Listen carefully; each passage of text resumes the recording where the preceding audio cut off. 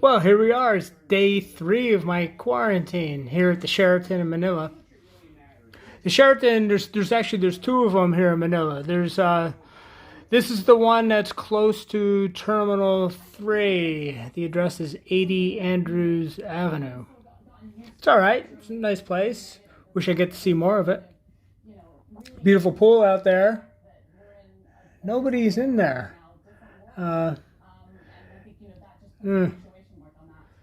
Maybe it's not that busy.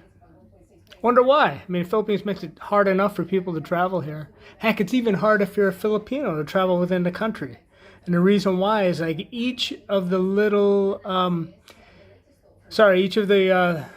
they call them local government units, LGUs, which are typically broken down by province. And then the local ones, the LGU, the L and LGU, typically refers to the municipalities, the cities that make up each of the provinces.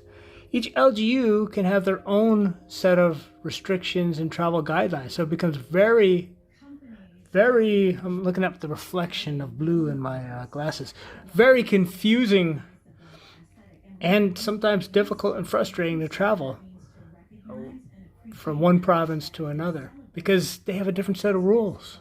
Like, for example, I'm looking at traveling, when I get out of here, I need to get back home to Antique. But Antique really doesn't have a big airport. They have a small airport that takes like maybe 1 flight a week, but I don't want to wait till next week. So I'm going to fly into Kalibu. But the hassle and headache to fly into one province and get the permission slips to cross the border and go to the next province makes it, geez, it's just unbearable. I don't want to deal with that. So I'm trying to figure out a backup plan to get home. But, so those were kind of some of the thoughts that were consuming me today, these negative thoughts, these what ifs. And it started dragging me down a bit, and that happens, I guess. You're here midway point through quarantine, lots of time to think. Inevitably, you start thinking about bad things. So, again, my fitness just, I had a little fitness program, 1 in the morning, 1 in the afternoon, and thank goodness I'm able to stick to it because it helps drive away some of those thoughts.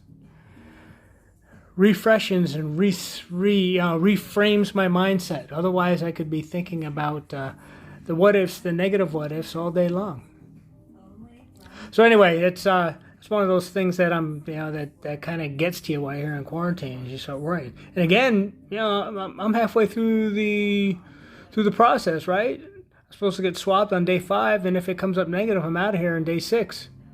So halfway through, and the other negative thought that I had is, well, what if I come up positive? Then I'm stuck here for 10 more days.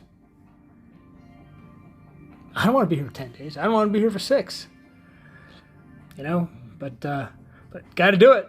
I came here. I knew what I was signing up for.